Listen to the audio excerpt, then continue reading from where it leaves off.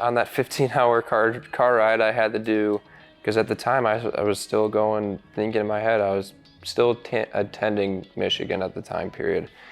And I had to do orientation on the way here, and I was like, it's a 15-hour car ride, so it's long, but I was also excited because I did some research on YouTube of what the facilities look like, so I was a little excited. And then when I showed up, I was like, wow. And Coach Holliday took me around everywhere, and it was pretty cool.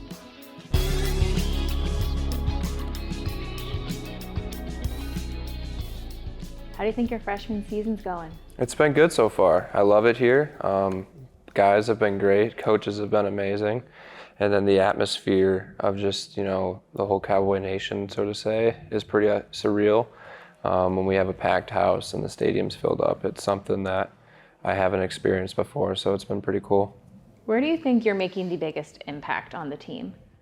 I would say in the lineup, just bringing my presence into the hitting lineup and getting on base for guys behind me, and to help our team as best as that I can, and just help the team win and keep rolling how we are.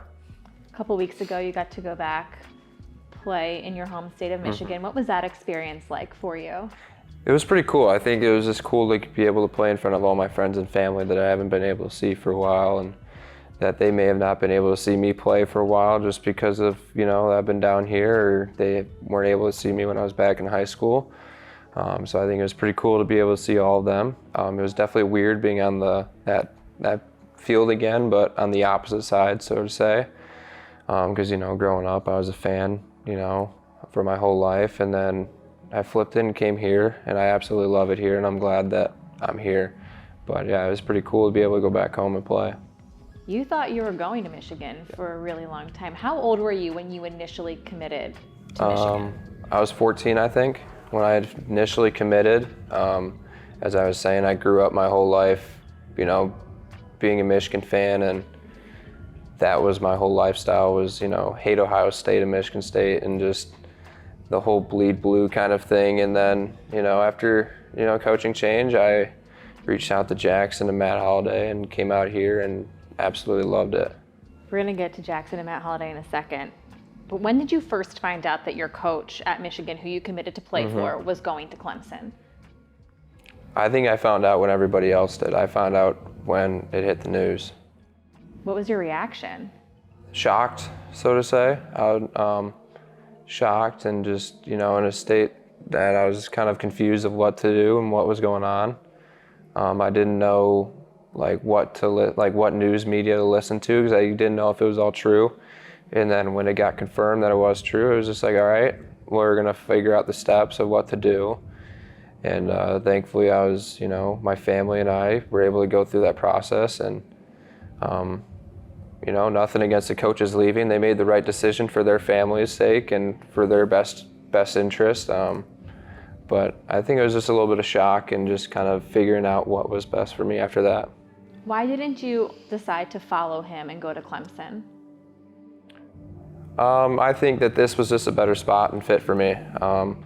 I knew that the coaches, wanted from me here, and I absolutely loved that. And I like that this was a smaller recruiting class, and I knew Jackson and I knew Matt really, really well from, just playing with Jackson before, and I knew what they were for, and they were really family-based and Christian and God-based, which is like what I am and what I, aspire to be. And when I came out here on my visit, there was nothing that could beat what we have here.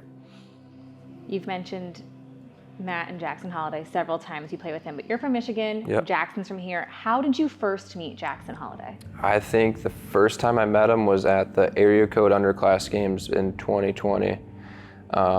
That's when we first kind of started in contact. We played on the same team. And then later that fall, I think it was, he came out to Indiana to play in a fall ball tournament that me and my dad got a team together for.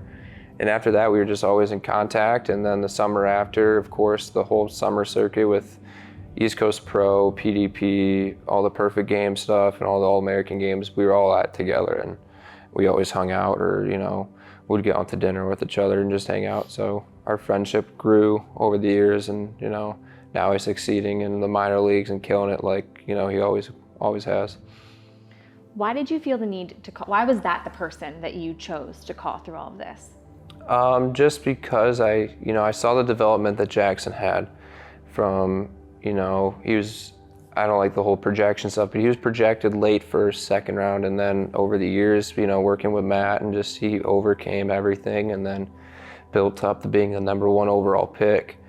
And, I saw that projection and then I just had faith in them and their development. And Jackson, would send me videos of the facilities here. So I always had it in the back of my mind of, Oklahoma State. And it was always a thought of maybe that I'd show up here one day, and it ended up working out that way. And I'm glad it did. Jackson's your age. He was in high school last year. You talked to his dad, who has a little bit more experience in the baseball world. What did Matt tell you when you were deciding if you should come here or not? His biggest thing is, make the decision that I thought was best for me. He always preached that, and of course he wanted me out here, and I wanted, of course, to be out here, but his thing was always do what's best for me and my family first, and then let everything else come into play after, which I was very respectful of. And he always, was preaching that everything here was family first, and how we take care of each other. And, when I came here and on my visit, you see glimpses of it, but you don't fully grasp it until you're in the program and you're in the environment 24/7. And when I came here and figured that out, I understood that Matt was right. And just, from my relationship in the past with him, I could trust him and what he was going to tell me and everything that came with it. You said it yourself, you grew up a Michigan fan. What did you know about Oklahoma State baseball before you even considered coming here?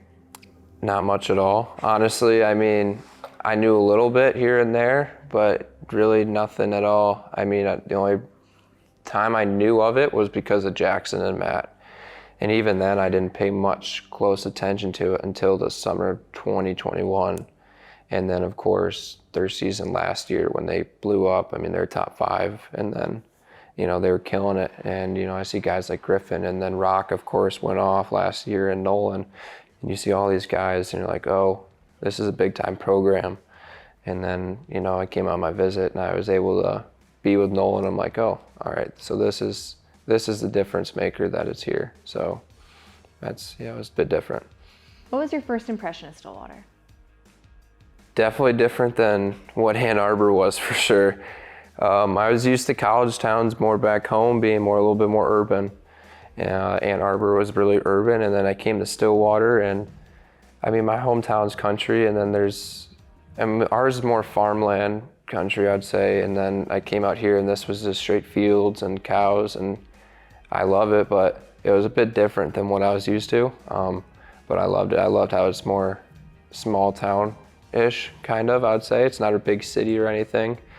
You can get from one end to Stillwater in 15 minutes from what I'm used to is for Ann Arbor to the other side, it's an hour drive to try to get through traffic. And, but I liked how small it was, and I felt like everybody would somewhat know each other, and it was nice.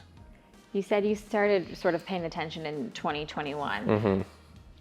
But this sort of all unfolded in 2022, correct? I'm just trying to iron out the timeline. Okay, so it was in June that your coach at Michigan left. Yep. You call the Hollidays.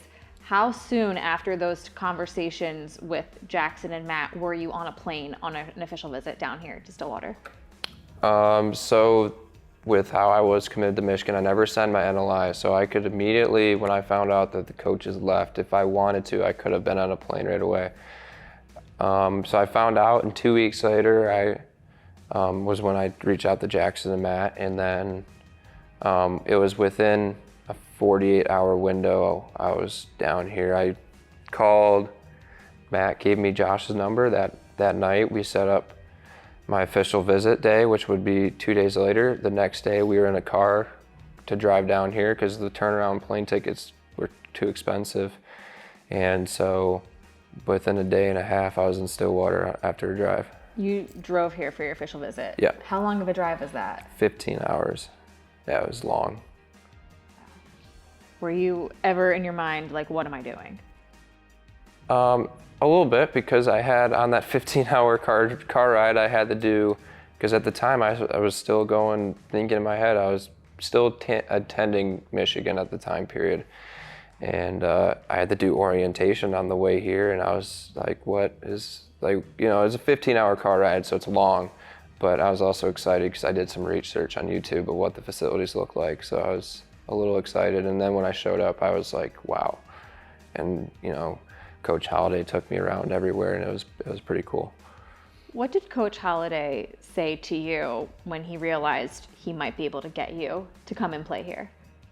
I think he was just really, I don't want to say stoked, but I think that the opportunity was there and that I was open to the idea to come out here. He was really happy that I would even give it a chance.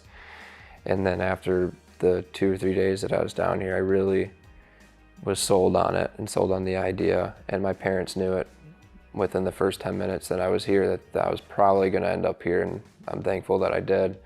But I think he was happy, and then when I made the call 2 days after my visit that I was coming here, he was happy, and we got everything figured out, and I was enrolled within the next 48 hours. You never signed a national letter of intent, but you still had to tell Michigan that you were not playing there. How did they respond to that news? They were clearly upset because I was going there for 3.5, 4 years is what I was committed there. I was their first commit in my class.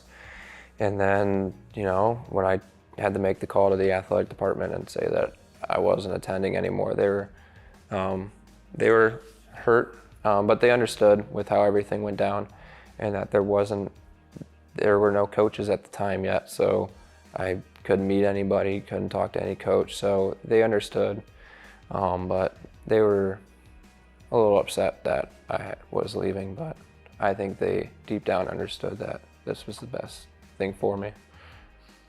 Came down here in June, and then a month and a half later, you were here as a student. Yeah. How did you deal with that? Because a lot of kids know in January to May that they're going to college, and you had a month and a half to realize, oh my gosh, I'm moving 15 hours from home as opposed to an hour. Yeah, it was a bit hectic. But that summer, thankfully, I kind of winded down a lot and spent a lot more time at home for the first summer since I probably was like 11. So I got to spend a lot more time with family, and with the summers past, I was basically living in Georgia and Alabama for all the summer ball tournaments and everything. So I'd be 2 or 3 weeks where I was down there, and then I'd go home for 3 or 4 days, and then I was back down there. So I was used to the whole 14-hour away from home thing. And you know, in high school, I was at a boarding school, and I was there boarding all 4 years. So I was used to the living away from home thing. It was a bit different though when you're 14 hours, but I think just the atmosphere and the teammates and my roommates, of course, that I'm super close with, made it really easy, the transition, as we're all really close. And I don't think there's a day that we don't spend without each other, even like with all of our mixed schedules and everything. So I think everything here made it a lot easier for that transition. Talked about playing at a boarding school, St. Mary's Prep High School. Yep. How did that prepare you for this level? I think playing-wise, our coach there did a great job with the whole preparation thing. I mean, I remember game days, we were there probably 4 hours before, similar to here, where we'd go through our pregame stretch, and then we'd have, you know, you would bring your own meal, but pregame meal, and then, you know, BP, and then infield, outfield, and by that time, you're getting ready to stretch and play the game. But he did a great job with that, and then he did a great job with trying to maximize our schedule to what Michigan allowed us to do.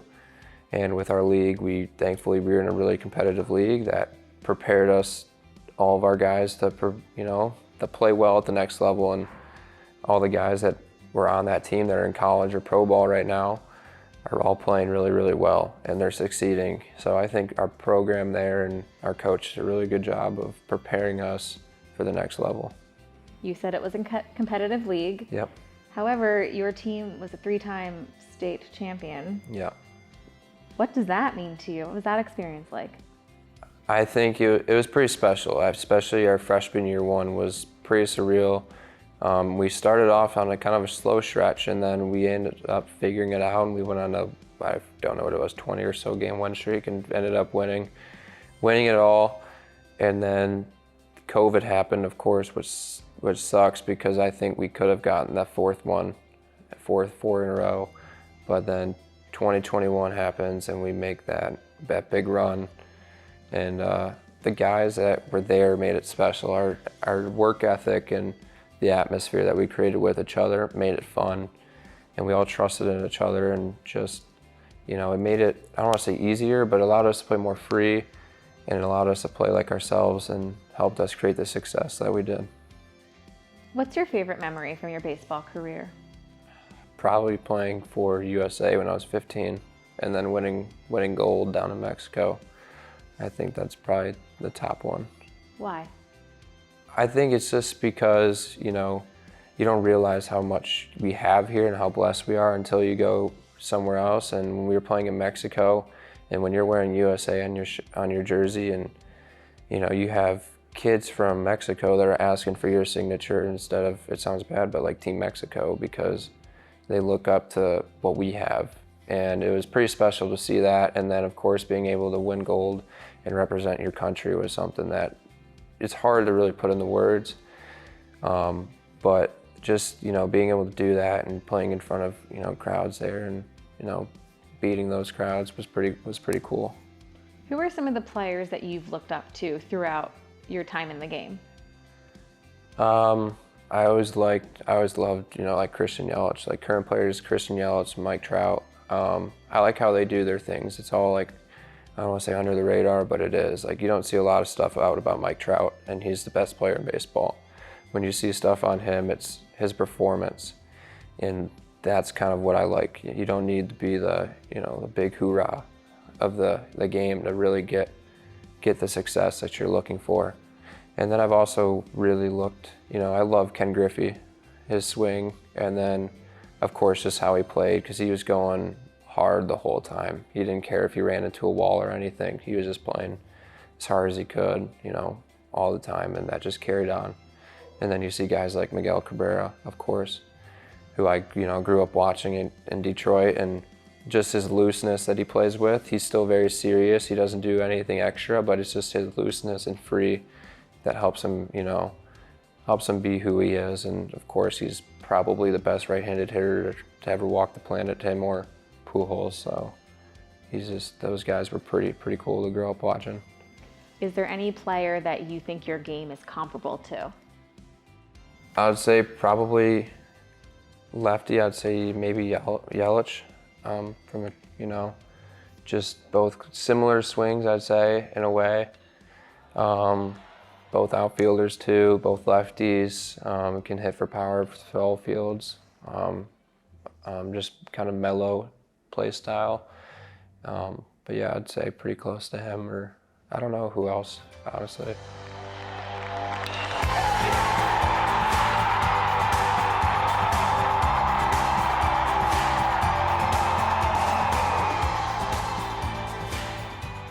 Three-time state champion in high school. You've won a gold medal for the United States. What is the ultimate goal with baseball for you? I think it's as everybody is to make it to the show, and then not just make it, but sustain a career in the show. Like, the making it hard part is quote unquote the easier part, but it's the sustaining and being able to play at a consistent and high level, at the highest level, is what I'd want to do, and be able to make a living out of it, and then be able to make a living out of it so I can help support my family, and family, kind of generational wealth is what they say. But just really playing this game as long as I physically and possibly can. How do you do that? I think it's trusting the process, and trusting in my ability, and trusting in, God's plan and what he has for me. And if, this is my journey, then it is. But if it's not, then it's not. He'll lead me down a different path. But I think it's doing all the work that I know I possibly can do to help make my chances as good and as, best as they can be, during that process, and just, keep going every day. Who's your best friend on the team?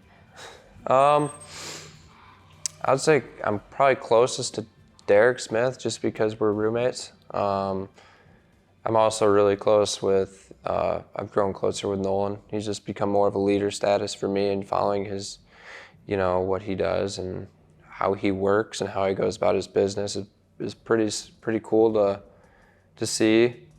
But yeah, I'd say my roommates, Derek, Dan Swirsky, Bo Sylvester, I'm pretty close with all of them just because I'm with them 24/7 and we're always doing something. Besides that, I think everybody here is I think we're all close friends outside of baseball too. I mean, we're always hanging out. Like last night we were at somebody's house, and then other nights we'll be at another guy's house playing cards or something. It's, you don't really get away from the guys here, really. And it's not a bad thing by any means because we love being with each other. It's a lot of fun. So I think this team's atmosphere that we can create with each other is what makes this team so special, is that we're all close to each other, and it just creates a good atmosphere. How far do you think this team can go this season? I think we can go all the way. I honestly think that we have the right guys and the right tools to make it. And I think we're really, really close to having this thing click. And when it clicks, it's going to be pretty scary because our guys can hit, and our pitchers, when they're on, they're hard to beat. And I think we just got to, continue to grow that confidence within each other and in ourselves to be able to get the job done. And I think once we do that, I think it's going to be scary to see what our team can produce and what people will see what we're truly capable of, because they've only seen the glimpses of what we can do. What would it mean to you to make it to Omaha this year? I think it would be pretty surreal. Just, you always hear the stories about how cool it is, but I don't think you truly experience or get to know about it until, you really get to experience it for yourself and you're on the field. I mean, we had Ben Abram, who got to experience it last year at Oklahoma, and he said it was something you can't imagine. So I think it'd be pretty special for us to be able to make it.